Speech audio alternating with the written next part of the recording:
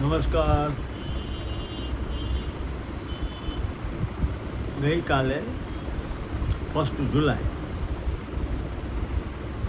2026ના દિવસે દર વર્ષે મનાવાય છે 1 જુલાઈ. આપ જાણતા હશો, નેશનલ ડૉક્ટર્સ ડે. ગઈકાલે ડૉક્ટર્સ ડે એ સુવ્યાખ્યાત ઉક્તિ પણ આપણે સાંભળી હશે. The doctor is called the second god. Doctor, વૈદ, હકીમ એ બીજા ભગવાન કહેવાય.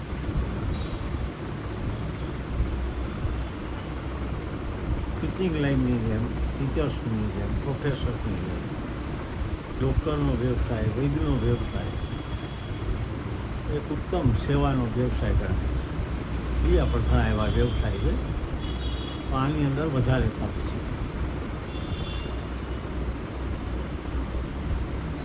એ ડૉક્ટર દિવસના દિવસે તે નિમિત્તે માનવતાના મસીહા કરીને બુધવારની પૂર્તિમાં સંદેશમાં સરસ મજાની ભાવાંજલિ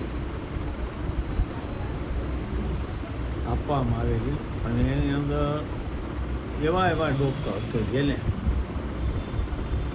અનન્ય સેવા કરી છે, જેનો લાભ આજની પેઢીને મળી રહ્યો છે અને વર્ષો સુધીના ભવિષ્યની પેઢીને મળશે. સરસ મજાનું લખ્યું છે શરૂઆતમાં, વૈદ્યો નારાયણો હરિ. વૈદ ને નારાયણ હરિ ગણાય છે. ભારતીય સંસ્કૃતિમાં ડૉક્ટરને ભગવાન તુલ્ય ગણવામાં આવતા શબ્દ આમાં લખ્યો છે, પણ આજે આવે છે થોડાક અંશે પ્રોફેશનલિઝમ, વ્યવસાયીકરણ અને બીજા ઘણા કારણોને લીધે એવું થયું છે. છતાંય આજે પણ આપણે કહી શકીએ કે આ ડૉક્ટર્સ વ્યવસાય ઉત્તમ છે. અને એવા ઘણા બધા વૈદ્યો ડૉક્ટર્સના પરિચયમાં પણ હું છું કે જેને ખરેખર ઉત્તમ સેવા કરી છે અને આજે પણ કરી રહ્યા છે. અહીંયા અમુક ડૉક્ટર્સના, વૈદ્યના ટૂંકી માહિતી આપી છે. આવો એમને મમણાવીએ અને ડૉક્ટર્સ ડેના આપણે વધામણા કહીએ. તમારા પરિચિતમાં, તમારા પરિવારમાં પણ કોઈ હોય ડૉક્ટર, તો એને પણ સલામ. પેલું નામ આપ્યું છે જેને તમે બધાય ઓળખતા હશો, મહર્ષિ સુશ્રુત, પિતામહ ગણાય વૈદ્યકીયમાં. એમ કહેવાય છે કે પ્લાસ્ટિક સર્જરીના પણ જનક. બાકી તો ઘણું કહ્યું છે. ઈશ્વરસન પૂર્વે 600, આ યાદ રાખ્યું. એ સમયે એમનું કેટલું જ્ઞાન હશે. જ્યારે પશ્ચિમી જગત તબીબી વિજ્ઞાનના પ્રાથમિક સિદ્ધાંતોથી પણ અજાણ્યું હતું, ત્યારે ભારતના મહર્ષિ સુશ્રુતે શસ્ત્રક્રિયા ક્ષેત્રે ક્રાંતિ કરી હતી. વિચારો, સુપ્રસિદ્ધ ગ્રંથ સુશ્રુત સંહિતામાં તેમણે 100થી વધુ સર્જિકલ સાધનો અને 300થી વધુ ઓપરેશન પદ્ધતિઓનું વર્ણન કર્યું છે. મગજની સર્જરી, પથરી કઢાવી અને ખાસ કરીને નાકની પ્લાસ્ટિક સર્જરી, જેને આજે રાઇનોપ્લાસ્ટી કહે છે, ની શરૂઆત તેમણે કરી. વૈશ્વિક સ્તરે ફાધર ઓફ સર્જરી માનવામાં આવે છે. તાજેતરમાં આપણને ગૌરવ થાય એવા સમાચાર છે.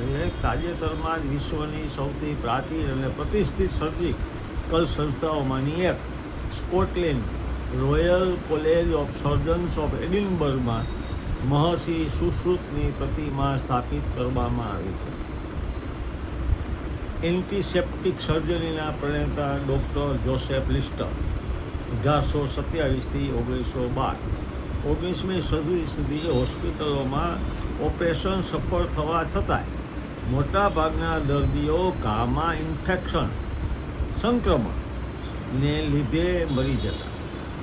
બ્રિટિશ સર્જન જોસેફ લિસ્ટર લુઈસ પાસ્ચરના જંતુઓના સિદ્ધાંતનો અભ્યાસ કરીને સાબિત કર્યું કે જો ઓપરેશનના સાધનો અને ઘાને કાર્બોલિક એસિડ એટલે કે એન્ટિસેપ્ટિકથી સાફ કરવામાં આવે તો જંતુઓ મરી જાય છે.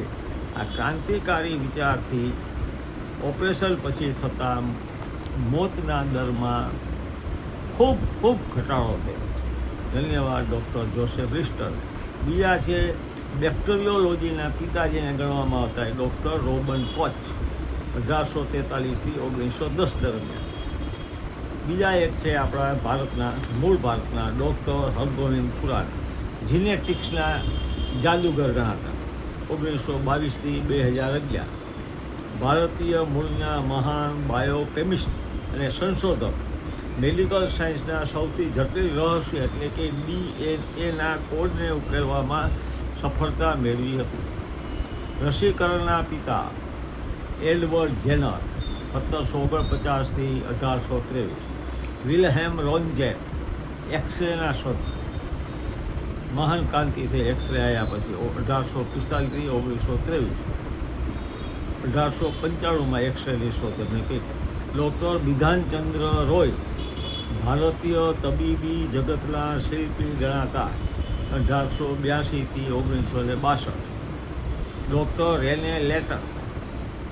રેને લેનેક સ્ટેથોસ્કોપના સર્જક. આજે આપણે ડૉક્ટરના ગળામાં જે જોઈ છીએ એ સ્ટેથોસ્કોપના સર્જક હતા ડૉક્ટર રેન લેનેક 1781થી 1826. ડૉક્ટર કદમ્બિની ગાંગુલી ભારતના પ્રથમ પ્રેક્ટિસિંગ મહિલા ડૉક્ટર 1861થી 1923. રૂઢિચુત સમાજની સામે લડીને મહિલાઓના સ્વાસ્થ્ય અને પ્રસૂતિ વિજ્ઞાન ગાયનોકોલોજી ક્ષેત્રે એમણે અદ્ભુત કામ કરેલું. ડૉક્ટર જોનાસ સાલ પોલિયો રસીના મુક્તિદાતા.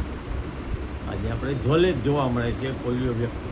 ડૉક્ટર ક્રિશ્ચિયન બર્નાર્ડ પ્રથમ વખત હાર્ટ ટ્રાન્સપ્લાન્ટ કરનાર 1922થી 2001. સર એલેક્ઝાન્ડર ફ્લેમિંગ જાણતા હશો પેનિસિલિનના શોધક 1881થી 1955. અને ડૉક્ટર લૂઈ પાસ્ચર જર્મન થિયરી અને હડકવાના રસીના શોધક. આ બધા એક PDF પણ સાથે સામેલ કરું છું તો વિશેષ એના વિશે વાંચી શકશો. તબીબી ક્ષેત્રમાં જે કોઈ છે એવો વધારે સારા તબીબ બને, માનવતાવાદી અભિગમ રાખીને દર્દીની સારવાર કરે, હૂંફ આપી સારવાર કરે. આપની આજુબાજુ ડૉક્ટર મિત્રો એમને પણ સંદેશ મોકલજો. ભવિષ્યમાં તમારા બાળકો કે તમારા વિદ્યાર્થી કે કોઈ સોસાયટીના ડૉક્ટર્સ બને એમને પણ યાદ કરાવજો. મળીશું ફરી પાછા તો બીજા વિષય સાથે. પ્રણામ. જય આલુનાથ.